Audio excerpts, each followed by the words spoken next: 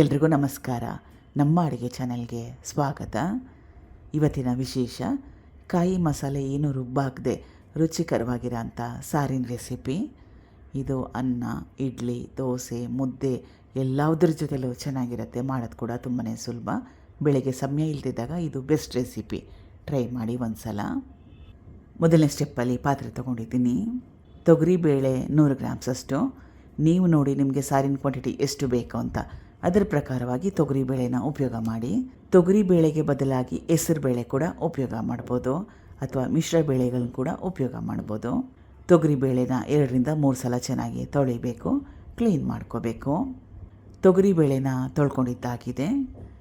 Fresh ಆಗಿರೋ ನೀರನ್ನ ಸೇರಿಸ್ತಾ ಇದ್ದೀನಿ. ಸುಮಾರು 1 ಲೀಟ್ರಷ್ಟು ನೀರು, ಎಣ್ಣೆ 1ರಿಂದ 2 ಚಮಚದಷ್ಟು, ಅರಿಶಿನ ಮತ್ತು ಜೀರಿಗೆ 1 ಟೇಬಲ್ ಸ್ಪೂನಷ್ಟು ಅರಿಶಿನ, ಸ್ವಲ್ಪ ಹಸಿರು ಮೆಣಸಿನ್ಕಾಯಿ. ಸ್ವಲ್ಪ ಹಸಿರು ಮೆಣಸಿನ್ಕಾಯಿ ಹಾಕ್ಕೊಂಡ್ರೆ ಟೇಸ್ಟು ಡಿಫ್ರೆಂಟ್ ಆಗಿರುತ್ತೆ, ಚೆನ್ನಾಗಿರುತ್ತೆ, ಫ್ಲೇವರ್ ಕೂಡ ಚೆನ್ನಾಗಿ ಬರುತ್ತೆ.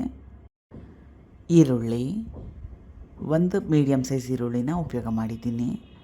ನಾಟಿ ಟೊಮೆಟೊ 2 ಸಣ್ಣ ನಾಟಿ ಟೊಮೆಟೊ, ಕಟ್ ಮಾಡಿ ಇಟ್ಕೊಂಡಿರೋ ಹೀರೆಕಾಯಿ ಸುಮಾರು ಒಂದು ಅರ್ಧ kg.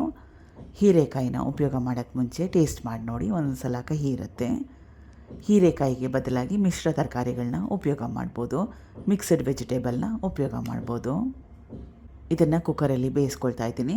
ಸುಮಾರು ಒಂದು 3ರಿಂದ 4 ಸೀಟಿಗೆ ಉಗಿಸ್ಕೊಂಡ್ರೆ ಎಲ್ಲ ಪದಾರ್ಥಗಳು ಚೆನ್ನಾಗಿ ಮೆತ್ತಗಾಗೋಗುತ್ತೆ. ಕುಕ್ಕರ್ ಆದಮೇಲೆ ದೊಡ್ಡದಾಗಿರೋ ಬಾಣಲೆಗೆ ಸೇರಿಸ್ಕೊಳ್ತಾ ಇದ್ದೀನಿ. ವಿಡಿಯೋ ತೆಗಿಲಿಕ್ಕೂ ಸುಲಭ ಆಗುತ್ತೆ, ಚೆನ್ನಾಗಿ ಕಲಿಸ್ಲಿಕ್ಕೆ ಕೂಡ ಸುಲಭ ಆಗುತ್ತೆ, ಈಸಿ ಆಗುತ್ತೆ. ಹುಣಸೆ ರಸ 1 ಮೀಡಿಯಮ್ ಸೈಜ್ ಲಿಂಬೆಹಣ್ಣು ಗಾತ್ರದಷ್ಟು ಹುಣಸೆ ಹಣ್ಣನ್ನ ಉಪಯೋಗ ಮಾಡಿದ್ದೀನಿ. ಹುಣಸೆ ಹಣ್ಣಿಗೆ ಬದಲಾಗಿ ಲಿಂಬೆ ಹಣ್ಣಿನ ರಸ ಕೂಡ ಉಪಯೋಗ ಮಾಡ್ಬೋದು.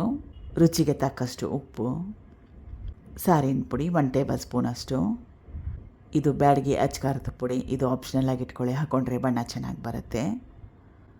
ಕುದಿಸ್ಕೋಬೇಕು. ಕಲಿಸ್ಕೊಂಡ್ಮೇಲೆ ಈಗ ಚೆನ್ನಾಗಿ ಕುದೀತಾ ಇದೆ. ರುಚಿಕರವಾಗಿರೋ ಅಂಥ ಸಾರು ರೆಡಿಯಾಗಿದೆ. ಒಗ್ಗರಣೆ ಕೂಡ ಕಂಪಲ್ಸರಿ ಏನಿಲ್ಲ, ಹೀಗೆ ತಿನ್ಬೋದು. ಆದರೆ ನಾನು ಒಗ್ಗರಣೆನ ಸೇರಿಸ್ತಾ ಇದ್ದೀನಿ. ಒಗ್ಗರಣೆಗೆ ಚೆನ್ನಾಗಿ ಕುಟ್ಟಿಟ್ಕೊಂಡಿರೋ 3ರಿಂದ 4 ಎಸಳಷ್ಟು ಬೆಳ್ಳುಳ್ಳಿ, ಸಾಸಿವೆ, ಮೆಂತ್ಯ ಕಾಳು, ಕರಿಬೇವಿನ ಸೊಪ್ಪು, ಒಣಮೆಣಸಿನ್ಕಾಯಿನ ಉಪಯೋಗ ಮಾಡಿದ್ದೆ. ಒಂದು ಸಲ ಟ್ರೈ ಮಾಡಿ. ಬಿಸಿ ಅನ್ನ, ರಾಗಿ ಮುದ್ದೆ ಎಲ್ಲದ್ರ ಜೊತೆಲೂ ಚೆನ್ನಾಗಿರುತ್ತೆ. Super tasty. ಮಾಡೋದು ಕೂಡ ತುಂಬಾ ಸುಲಭ. ಕಾಯಿ ಮಸಾಲೆ ರುಬ್ಬಾಕೋ ಅವಶ್ಯಕತೆ ಇಲ್ಲ. Thank you for watching. ಧನ್ಯವಾದಗಳು.